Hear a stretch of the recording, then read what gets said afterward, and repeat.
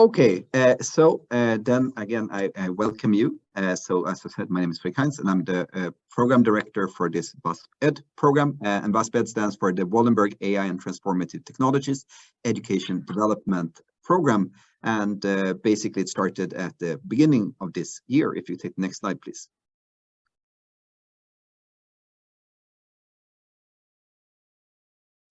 So basically, this was a task that was given to us. So by the Marianne and Marcus Wallenberg Foundation. So they asked WASP and WASP-HS to come up with a proposal for how to work in relation to education. And this was then a response to that. So what we said that we wanted to do, what we see as the purpose of this educational development program is to significantly increase the capability and capacity of Swedish universities to provide timely, relevant, and scalable education in AI and other transformative technologies.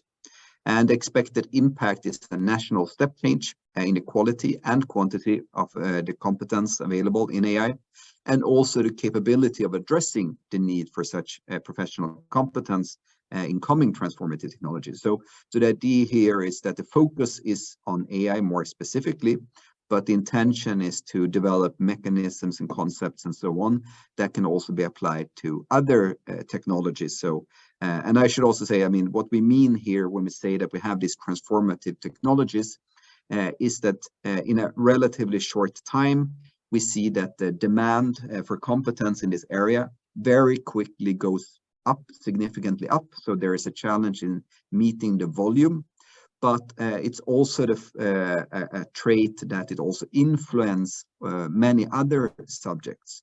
And in some sense, I think that's a much bigger challenge when it comes to AI.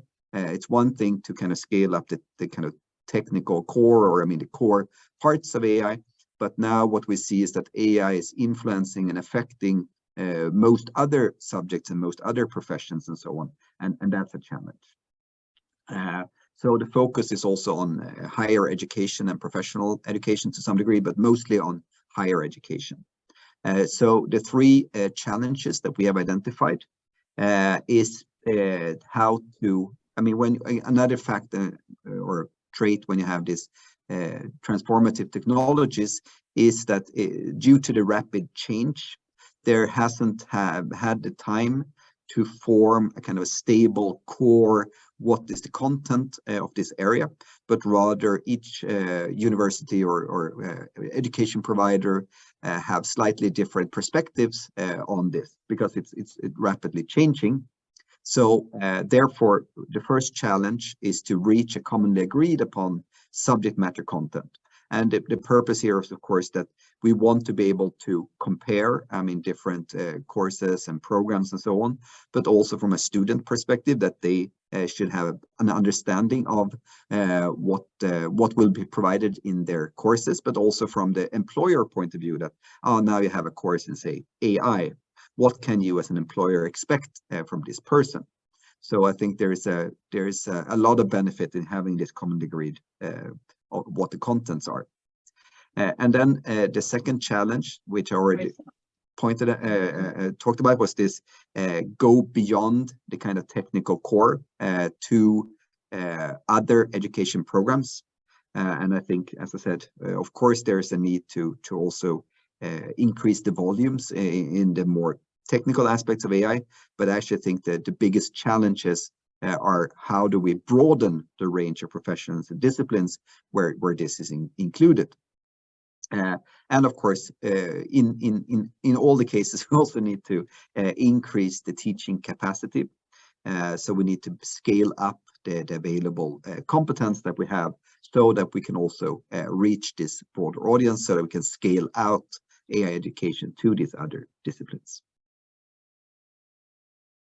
So the four objectives that we have set up for the program is that we should provide these educational foundations. We should scale up the national education capacity in AI. We should scale out education to disciplines and professions beyond this technical core. And we should also look into the use of AI and AI-related technologies to education itself, including the pedagogical transformation that this could then enable. So those are the four main objectives. And since this is a program rather than a project, we have decided to organize ourselves into 6 work areas.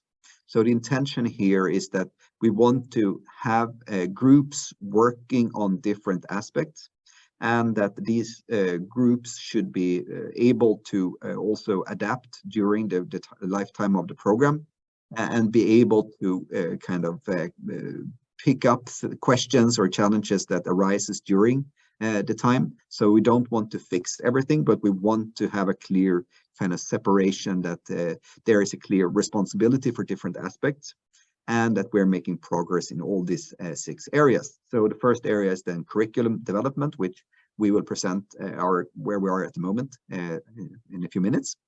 The second is about program development, and here we're, for example, interested in how can you develop new concepts, or how can you do work jointly between universities, and how can you design programs, for example, to adding a competence to a previous if you already have a degree in some other area and so on. So looking for different ways of new ways maybe to do AI education here. And then we have course development, and I should say here it's also the focus of course concepts. So can we come up with new concepts for doing this, or how can we support existing courses in adding AI content, for example, and so on and so forth. So that would be an important part. Then, so these are in some sense is the content of courses, educational content, so to speak. Then we have the two green ones here are more related to infrastructure and the things around it. So the first is pedagogical development and learning analytics. So here the challenge is how can we, as I already mentioned, is use, for example, AI-related tools and techniques in order to better understand both the kind of learning developments of individuals, or maybe for programs and so on. And what are the pedagogical kind of consequences or opportunities that we get from doing that. And then we have a work area related to the technical platforms and educational data. So of course, every university or have their own technical platform, but when you start collaborating more between different universities, then this becomes a challenge. We also see that if you want to do learning analytics and so on, it often becomes a challenge that you don't have access to the type of data that you need in order to do this. So there is a need to provide infrastructure for managing these things. And last but definitely not least, we already mentioned this, that one of the challenges is really how to scale up the teaching capacity. And therefore we have a work area related to teaching competence development. So how should we work with professional development to support teachers to enable them to provide teaching in these areas. Next slide, please. So here you can see the people. So I'm the overall director. We have a program coordinator who will start here in December is the plan. Until then, Anna Knutsson is providing great support for us. The curriculum work area is led by Helena, and the program work area is led by Amy Lutfi from Örebro University, together with Anand Said from Göteborg University. The course development is led by Mikael Sundström from Lund University, together with Anna Fuka from Uppsala. The pedagogy and learning analytics is led by Teresa Serrato-Pagman from Stockholm University, together with Olga Wiberg, KTH. And the platform work area is led by Jan Gulliksen Gulan from KTH, together with Joakim Liljesköld, also from KTH. And then we have the competence development, which is led by Tom Hillman from Göteborg University, together with Christine Ewings from Örebro. So we see here that we have a broad range of people being involved, and really the focus here is to have a national impact rather than to just look at the individual universities, and together come up with new ways of taking advantage of this opportunity, but also providing the competence needed in the areas of, mostly in the area of AI, but also to learn how to deal with this kind of transformational technologies when it comes to providing educational support and competence in those areas. Thank you. And then I will leave the floor to you, Helena, to present the main content of Thanks. Thank you. I can say that again. I'm Helena Lindgren, Professor of Computer Science at Umeå University, and leading this work area. And the topic for this, the curriculum topic, is of course very related to the work areas of program development and course development. So that will be some synergy gains from these different work areas. But today we will focus on this work areas, and the purpose of this part of the program is to identify and agree on a subject matter content. Based on this, develop a WASP-ED curriculum, and the aim is to have it broadly defined so that we can rather be inclusive and not lose something important when we're discussing programs and education in AI. And in this work, the ethical, legal, societal aspects of AI is highly important. This is a program jointly driven by WASP-ED, focusing on humanities and society issues, and also WASP, more core AI technology focus. So it's a joint program, and we have that broad scope also in this work. So saying that it will be the union of everything is a grand challenge, which we will be discussing also over the course of the program. The expected outcomes is a framework and process for developing this national curriculum, and also this concrete curriculum, which can be used as a tool when we want to discuss and develop education, is the aim. An inventory also of existing courses and programs to see how they relate to this curriculum is also one of the aims. And the activities so far, we have been exploring the contents of different curriculums, ontologies, if we call it that, terms, what a range of topics that relates to AI is mentioned in various contexts. And we also have meetings and workshops to collect more of these topics areas.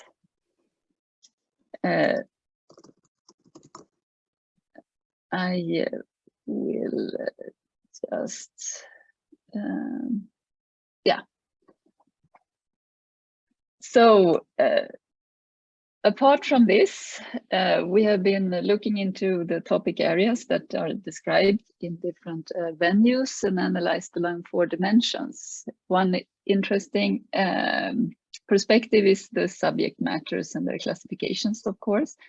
What target groups courses are addressed to, and advancement levels, fundamental versus applied perspectives, and interdisciplinary and disciplinary education. So these are parameters that we will also consider in when we look into existing programs also. We have not looked into modules that are part of other courses. They are not so visible, so we can access those, but we know that there is also that kind of modules that has been embedded over the past years, also in the context of AI Competence for Sweden initiatives. So there is a lot to explore. We collected what's it called, a bag of terms and sorted into categories, and several topics were repeated, of course, and we also looked into categorizations of trustworthy AI and others that are broad sense AI related. And considering that it's also applied in society, and a lot of interest from a societal perspective to look into AI from that directions, we also looked into some theoretical frameworks to understand humans in society and how humans use technology.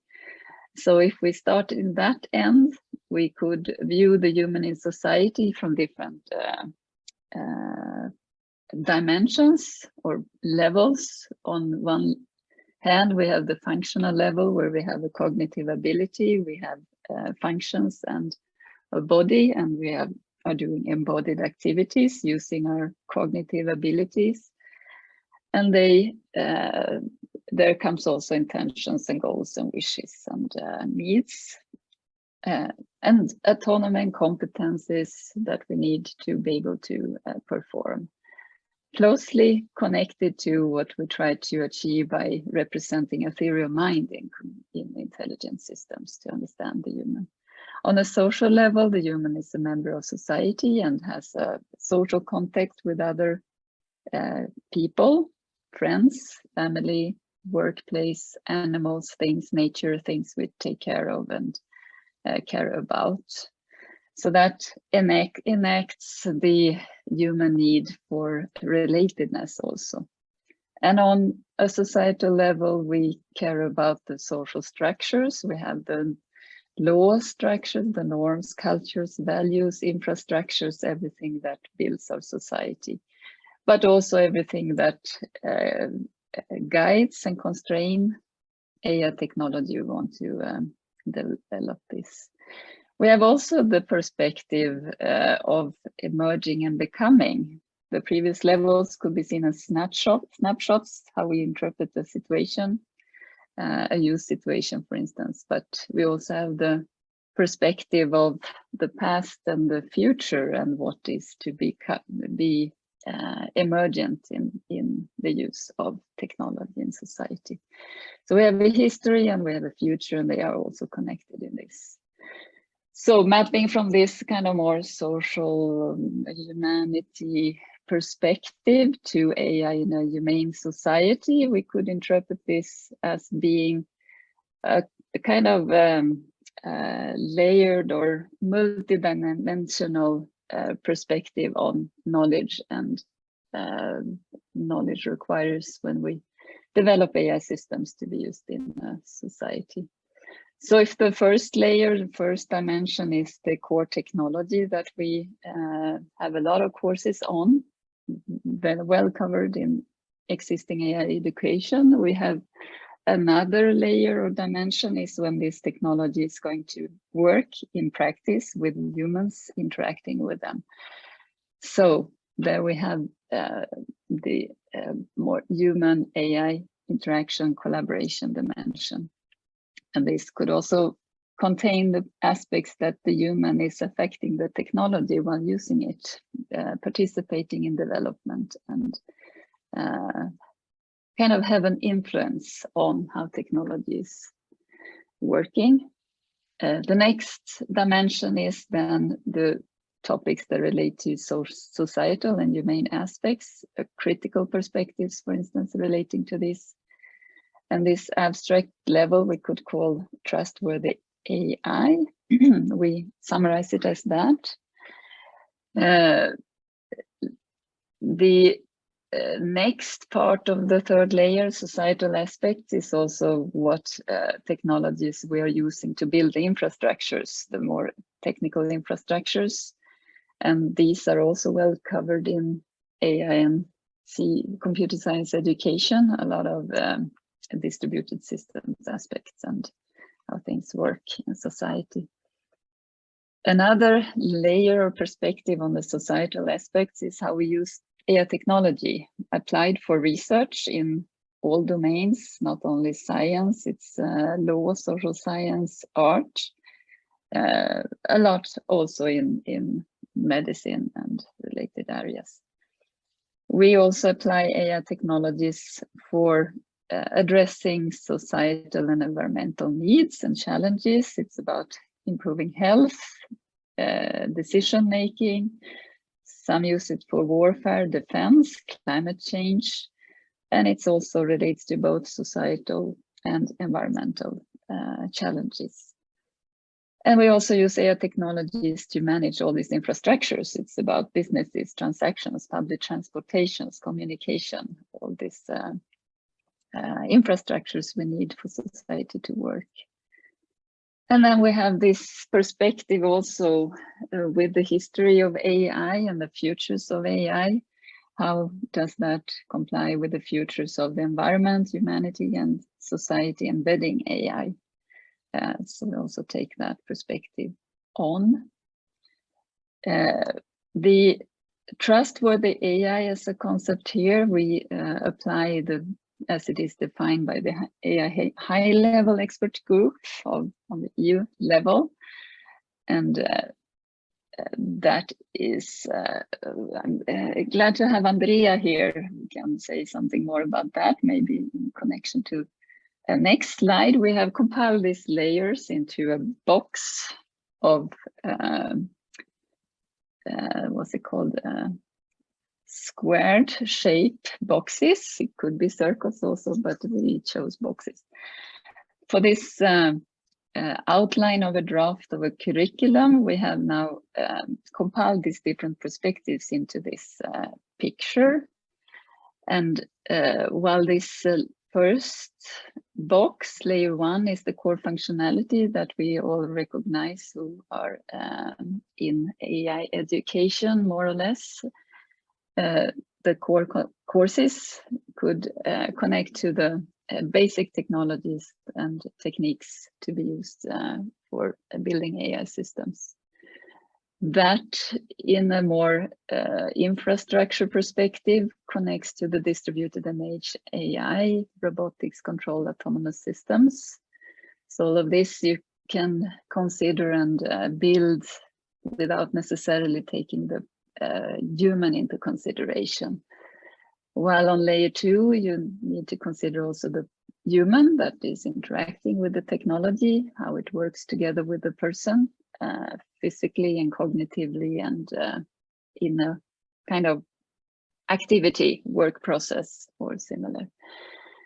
So layer 2 then the AI system becomes socially embedded with at least one human being, and has to work in some kind of relationship with the human as a tool or symbiosis. There are a lot of concepts used in education and in research for how this relationship could emerge and work. And on a personal level, it's also about personal well-being. If we step up a layer and go into societal aspects, then we have this societal and environmental well-being as a value that we might want to strive for. So this layer 3A, then it's relating to the values and aims we have for building a good society, trustworthy AI-related aspects. So here we have chosen to list those, what's it called, conditions that the high-level expert group on trustworthy or on AI has been defining in their work. And there is also, interestingly enough, work ongoing to develop education that can mediate knowledge and skills on this topic, trustworthy AI. Andrea, who is here in the meeting, knows a lot more about this, and we have also used some material that you have provided also on this work, for this, our work. So I'll not ask you to say so much about this today. Maybe you can come back in a later meeting to say more about it. But if you want to share something now that you want to say about this work, you're welcome. Sure. I mean, I can just mention the project that we have been working on. It actually just ended. It was an Erasmus Plus project where we basically studied the state of the art on trustworthy AI. And we also interviewed a lot of experts, actually including Frederick, to see their perspectives on how this education should be approached. So we got a lot of feedback on how to introduce trustworthy AI in education, and we ended up with some recommendations so that they can provide a good basis on how to include this education into a curriculum. Great, thanks for that contribution also. So on a kind of next more practical level is how AI is applied in society. And that goes both for we separated at the moment the applied in research perspective and applied in society perspective in this box. And there it's also in a way AI becomes socially guided here, because it is supposed to address a need for a tool to do something that is useful for society in a sense, while in layer 2 it's something that is useful for the individual more, if one would look at it that way. The layer 4 then is the emerging and becoming kind of layer, the history and futures of AI, which was a valuable input also from philosopher researchers also participating in this meeting. The term hybrid AI is a term that is used a bit differently. In some definitions, it's when you combine different AI techniques like machine learning and knowledge representation to have a more hybrid use of multiple AI technologies. Some view it as when you combine artificial intelligence with human intelligence in practice, combining layer 1 and 2, and then you have hybrid AI. Other concepts that we have been discussing is sustainable AI, which kind of connects to all boxes, because if you want to build sustainable AI, you might need to consider the basic technology as well as the environment, and in the futures of AI, what could be sustainable in a longer perspective. The LSEC aspects in AI is a kind of what's it called, a mashup of everything that is not basic AI technology kind of. It has been useful to kind of tell what ethical, legal, social, economic and cultural aspects there are on AI. But as it stands, it's a lot of things embedded in that. So it's also a thing that kind of covers a lot of things. So when it comes to creating courses, there is a lot embedded in this concept that might need to be sorted out in education.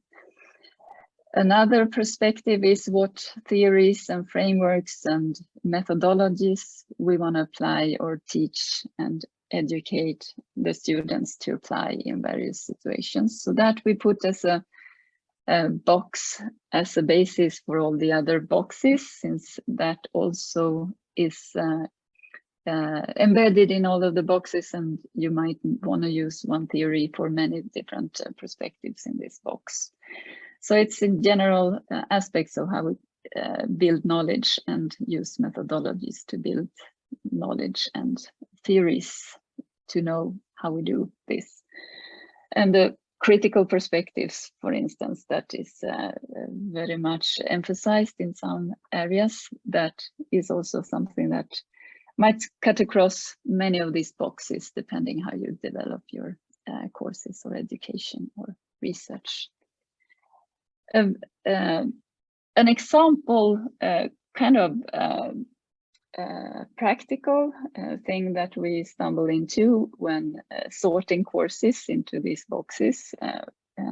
We took the courses in the report that Lund made to make a quick kind of screening of how this could work. Is the following picture, where we have categorized roughly the courses that were there into these categories: humans and human AI collaboration box, the trustworthy AI box, and the applied AI box. They are those that are more, let's say, the titles of the courses are more broad than those in AI that we know is kind of the core technology box or courses.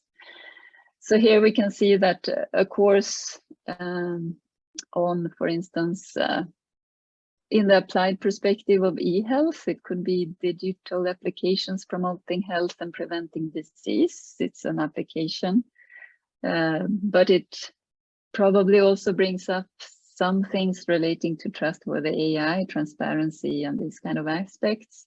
And it necessarily has to have something human AI interaction aspects of it as well. So embedded in a title of a course, it could be more than one box it fits into. And the same with something that could be AI and law, could be something trustworthy AI, but it could also be for law people to apply AI in their discipline in some sense.